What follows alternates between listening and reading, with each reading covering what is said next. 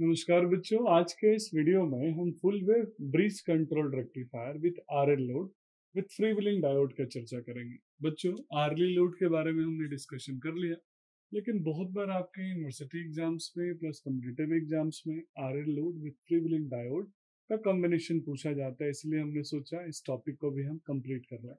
तो बच्चों, यहाँ पे जब हम RL with free wheeling diode करेंगे तो सिर्फ बेसिक डिफरेंस यही आएगा पुराने सर्किट में कि हमने आरएल लोड के पैरेलल में एक फ्री व्हीलिंग डायोड लगा दिया, एफडी लगा दिया, जिसके अक्रॉस जो करंट फ्लो होगा दैट इज आईएफडी। बच्चों, बाकी सेम वैसे ही रिपीटेड है कि हमारे पास सप्लाई वोल्टेज वी है जिसकी वैल्यू है वीएम साइन ओमेगा टी। इस वीएम साइन ओमेगा टी के अक्रॉस बच्चों चार थारिस्टर्स मैंने लगा दिए हैं, T1, T2, T3 और T4। पहली बार में T1 T2 काम करेगा, फॉरवर्ड बायस। उस कंडीशन में T3 T4 रिवर्स बायस रहेगा, और अगले नेगेटिव हाफ साइकिल में T3 T4 फॉरवर्ड बायस रहेगा और मेरा T1 T2 रिवर्स बायस रहेगा। बच्चों, लोड कौन सा है? आरएल है। वो लोड का क्रॉस वोल्टेज मैंने ले लिया वी नॉट। करंट कितना फ्लो होगा बच्चों? आई नॉट। साथ में फ्री व्हीलिंग डायोड है, तो इसका क्रॉस जो करंट फ्लो होगा that is I F D.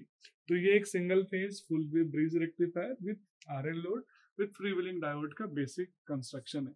अब इसके वर्किंग में और नॉर्मल आरएल लोड के वर्किंग में क्या चेंज होगा बच्चों, यहाँ समझने वाली चीज ये है। अभी तक क्या होता था बच्चों कि जब हम कंडक्शन करते थे, यानी जब हम केस 1 लेते थे, बहुत ध्यान से देखिएगा बच्चों, तो केस 1 में जो पॉजिटिव साइकिल होता था, उस पॉजिटिव साइकिल में कौन कौन कंडक्ट कर रहा है बच्चों? T1 T2 ऑन है, मींस फॉरवर्ड बायस हो रहे हैं। जैसे हम इसको ट्रिगर करेंगे गेट करंट से, IG1 और IG2 जैसे ही हम देंगे उस कंडीशन में क्या हो जाएगा? टर्न ऑन हो जाएंगे। और उस टाइम में T3 एंड T4 क्या रहेंगे बच्चों? ऑफ रहेंगे। ये तो आपको पता होगा। अब बच्चों, जैसे ही मेरा अगला नेगेटिव साइकिल आएगा, अच्छा इसका कंडक्शन जो रेंज क्या होगा बच्चों? इस कितने से कितने एंगल तक कंडक्ट होंगे? हमने मान लीजिए 5 पे हमने अल्फा पे फायरिंग किया है, तो अल्फा से लेके कहाँ तक जाना चाहिए था इनको? अभी तक इनको जाना चाहिए था पाई प्लस अल्फा पे। लेकिन पाई प्लस अल्फा पे जाने से पहले पाई जैसे ही आएगा बच्चों, उस कंडीशन में मेरा T1 और T2 रिवर्स बायस होने की कोशिश करेंगे, क्योंकि रिवर्स बायस हो जाएंगे। अब अभी तक रिवर्स बायस को रोकता कौन था बच्चों? तो लोड रोकता था। क्यों रोकता था लोड? क्योंकि रिवर्स बायस जैसे होने की कोशिश करते थे तो जो सर्कुलेटिंग करंट था वो कंटिन्यूअस फ्लो होता था सर्किट के थ्रू, इसीलिए कभी भी वो रिवर्स बायस नहीं होते थे और तब तक ऑन होते थे जब तक अगला pair of thyristor turn on नहीं हो जाए। लेकिन अभी कहानी चेंज होगी।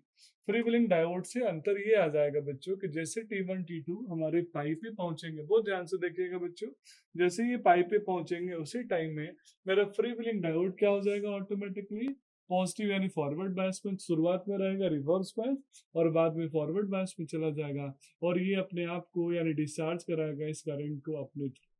तो उस कंडीशन में लोड की तरफ यानी सप्लाई का लोड से कोई करंट नहीं मिलेगा, सप्लाई का करंट लोड की तरफ नहीं आएगा, और इसीलिए अब जो कंडक्शन एंगल होगा बच्चों, वो पाई प्लस अल्फा से नहीं होगा बल्कि अल्फा से लेके पाई तक होगा।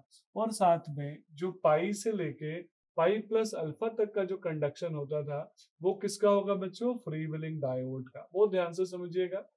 शुरुआत में आरएल लोड के लिए या आरली लोड के लिए अल्फा से लेके पाई प्लस अल्फा तक कंडक्शन होता था, लेकिन जैसे मैंने फ्री व्हीलिंग डायोड ऐड कर दिया बच्चों, तो अब अल्फा से लेके पाई तक ही कंडक्शन होगा T1 T2 का। पाई से लेके पाई प्लस अल्फा तक कौन कंडक्ट करेगा बच्चों? Free wheeling diode.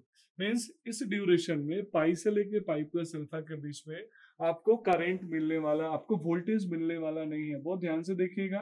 तो क्या करंट भी नहीं मिलेगा बच्चों? तो नहीं, करंट तो मिलेगा। क्यों मिलेगा करंट? क्योंकि इस ड्यूरेशन में अभी भी लोड में करंट फ्लो हो रहा है, और वो इस फ्री व्हीलिंग डायोड के थ्रू अपने आप को डिस्चार्ज कर रहा है, इंडक्टर सर्कुलेटिंग करंट फ्लो करा रहा है।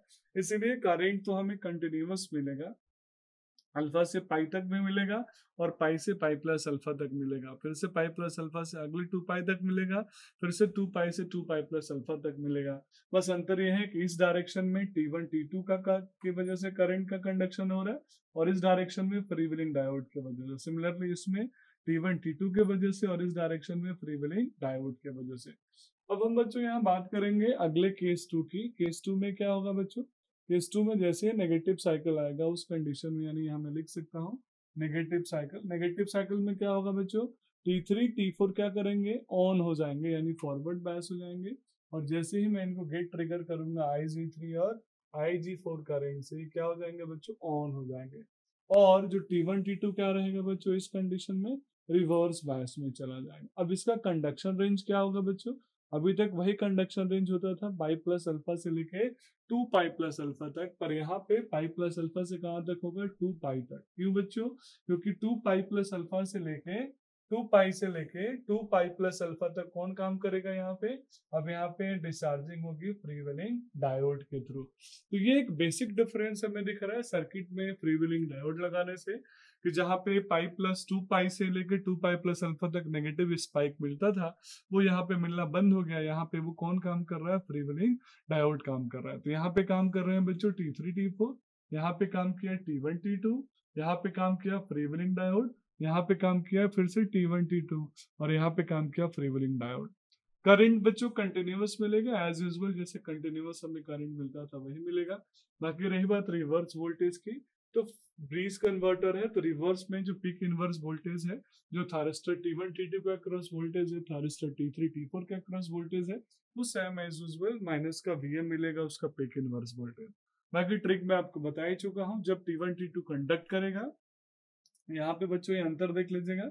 अभी तक पिछले वाले यानी RLE लोड में हमने देखा था कि हमें कहाँ तक मिला था नेगेटिव स्पाइक, यहाँ तक मिला था। लेकिन यहाँ पे बच्चों बहुत ध्यान से देखिएगा, यहाँ पे मेरा पाई प्लस अल्फा यानी कंडक्शन जो था पाई से लेकर पाई प्लस अल्फा तक किसका था?